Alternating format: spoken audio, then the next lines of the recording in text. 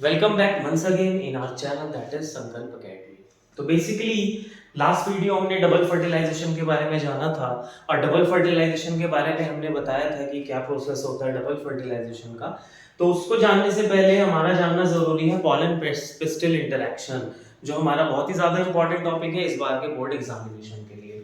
जैसे कि मैंने बताया था कि हम सारी वीडियोस में सिर्फ इंपॉर्टेंट टॉपिक्स को डिस्कस करेंगे, फुल चैप्टर डिस्कस करना पॉसिबल नहीं है क्योंकि हमारे पास टाइम कम है बोर्ड्स के लिए। लगभग हमारे पास 2 से 3 महीने बचे हैं एग्जामिनेशन के लिए, that is November, December and January. Feb के मिड से आपके बोर्ड एग्जामिनेशन शुरू हो जाते हैं। तो पॉलन पिस्टिल इंटरेक्शन एक ऐसा प्रोसेस है जो बहुत ही ज्यादा इंपॉर्टेंट है, जो डिसाइड करता है कि आगे चल के फ्यूचर में सीड बनेगा या नहीं बनेगा। वो सारा प्रोसेस यहीं से डिसाइडेड होता है। तो नाम से ही समझ में आ रहा है पॉलन और पिस्टिल का इंटरेक्शन, ठीक है। तो हमने क्या जानते हैं, हम जानते हैं कि अगर हम किसी फ्लावर की बात कर रहे हैं तो उसका रिसेप्टिव पार्ट जो किसी भी पॉलन को रिसीव करता है उसको हम स्टिग्मा बोलते हैं। उसके बाद जो इलॉन्गेटेड ट्यूब होती है that is known as style, और उसके बाद जो स्ट्रक्चर नीचे आता है दैट इज ओवेरी। तो जब हमने पॉलिनेशन पढ़ा था तो पॉलिनेशन में हमने बताया था कि पॉलिनेशन वो प्रोसेस है जिसमें पॉलन ग्रेन आते हैं एक प्लांट से दूसरे प्लांट पर या फिर एक फ्लावर से दूसरे फ्लावर पर। मल्टीपल टाइप के पॉलिनेशन होते हैं जिसमें हमने जाना था सेल्फ पॉलिनेशन, क्रॉस पॉलिनेशन, फिर उसकी सब कैटेगरी आ जाती है। बट यहाँ पर हमने जानना है कि आफ्टर जब पॉलन ग्रेन यहाँ पर आकर बैठ जाता है ऑन टू द स्टिग्मा, तो यहां से लेकर इस प्रोसेस से the process starting from the deposition of the pollen grain on the stigma till its entry into the ovule is known as or collectively known as pollen pistil interaction. यानी कि वो सारे प्रोसेसेस जो शुरू होते हैं pollen grain के stigma के ऊपर बैठने से उसकी एम्ब्रियो सैक के अंदर एंट्री तक या फिर ओव्यूल के अंदर एंट्री तक, वो सारे प्रोसेस कलेक्टिवली क्या कहलाते हैं, पॉलन पिस्टिल इंटरेक्शन। तो ज्यादा देर नहीं लगा रहे हैं। पॉलन पिस्टिल इंटरेक्शन को बेसिकली हमने 3 मेजर पार्ट्स में डिवाइड किया है।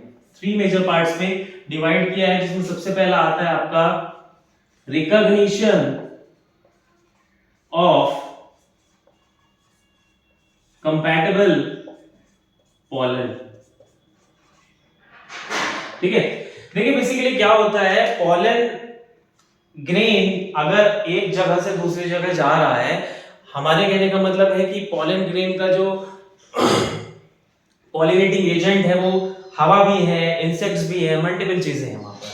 तो अगर हम बात कर रहे हैं हवा वाले केस में, तो हम एक छोटा सा बात बताते हैं कि हमने देखा एक बड़ा फॉरेस्ट है, उसके अंदर मल्टीपल पॉलन ग्रेन्स उड़ रहे हैं और मल्टीपल प्लांट्स वहां पर पाए जा रहे हैं। तो जब मल्टीपल पॉलन ग्रेन्स उड़ रहे हैं तो ये पॉसिबिलिटी बनती है कि एक प्लांट के ऊपर उस प्लांट के पॉलन के अलावा मल्टीपल पॉलन ग्रेन्स आकर बैठ सकते हैं, है ना।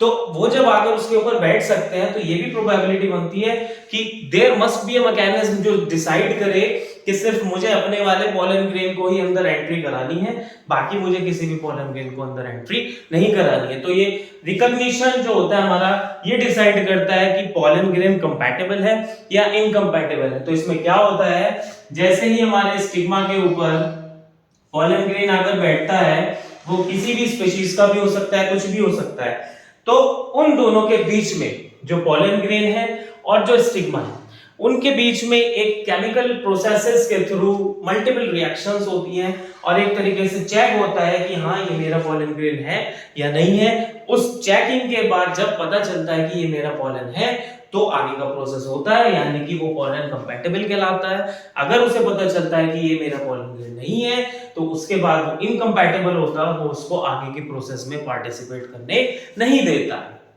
तो बेसिकली पॉलन पिस्टिल इंटरेक्शन में पहला प्रोसेस आता है हमारे recognition of the compatible pollen. अब जैसे ही ये कंपैटिबल रिकॉग्नाइज कर लेता है इसको कि ये मेरा ही पॉलन ग्रेन है, उसके बाद आता है हमारा दूसरा, दैट इज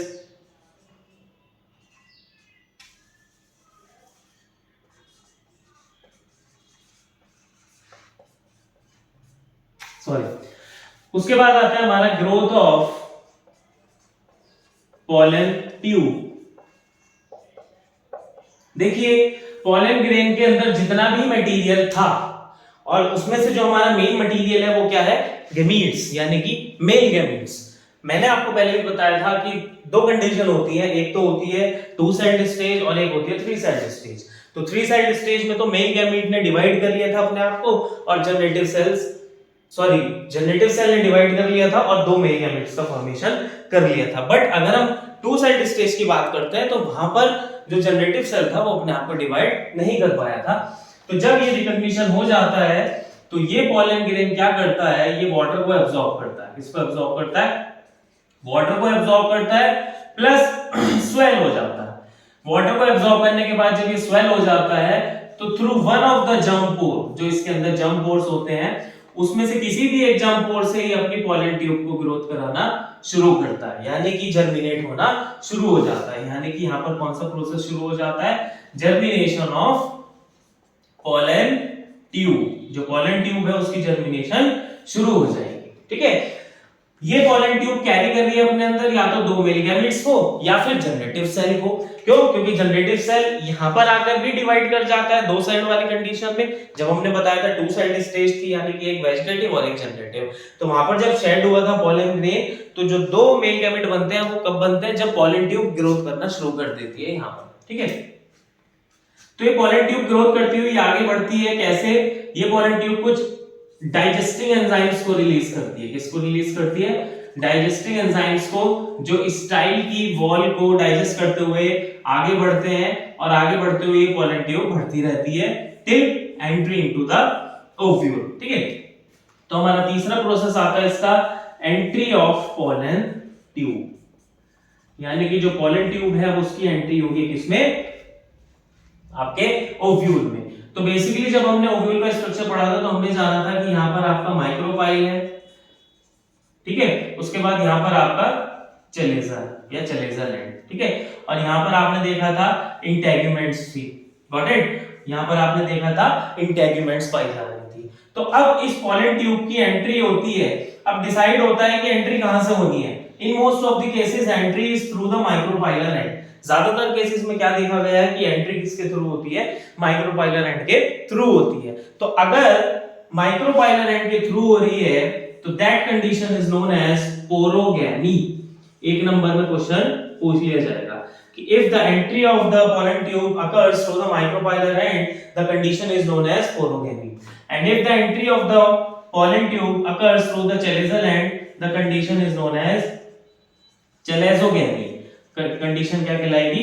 चलेज़ोगैमी। अब तीसरी कंडीशन क्या आती है कि बीच में से कहीं से भी इंटेगमेंट्स के थ्रू एंटर कर दे तो कंडीशन क्या कहलाएगी? मीजोगैमी। ये आपकी तीन कंडीशन से ही एंटर कर सकती है। ठीक है, और एंट्री का हमने डबल फर्टिलाइजेशन में आपको बता ही दिया था कि जब एंट्री होती है तो जो फिलीफॉर्म ऑपरेटस होता है वो गाइड करता है पॉलन ट्यूब को into one of the synergids, और जैसे ही वो एक सिनर्जिड में जाती है उसके बाद का प्रोसेस डबल फर्टिलाइजेशन वाली वीडियो में क्लियरली आपको बताया गया है। तो एक बार फिर से रिमाइंड अप कर देते हैं, पॉलन पिस्टिल इंटरेक्शन वो सारे प्रोसेसेस जो शुरू होते हैं पॉलन के डिपोजिशन से लेकर पॉलन की एंट्री तक, वो सारे प्रोसेस कलेक्टिवली क्या कहलाते हैं? पॉलन पिस्टिल इंटरेक्शन कहलाते हैं। तीन पार्ट्स में डिवाइड किया है। Recognition of the compatible pollen, कि पॉलन कंपैटिबल है या नहीं है, अगर है तो आगे बढ़ते हैं, नहीं है तो वहीं पर उसको डिग्रेड कर देते हैं। Growth of the pollen tube growth करना शुरू करेगी into the style up to the ovule, और फाइनली एंट्री हो जाती है किसमें? पॉलन ट्यूब में, for the purpose of fertilisation of the two male gametes with one of the egg and other is the primary endosperm cell, जो central cell के अंदर दो पोलर न्यूक्लियाई पड़े हैं उनके साथ उसका फर्टिलाइजेशन हो जाता है। वो सारा प्रोसेस डबल फर्टिलाइजेशन में भी जाना था। तो नेक्स्ट वीडियो में हम लोग जानेंगे development of embryo as well as development of endosperm. Thank you.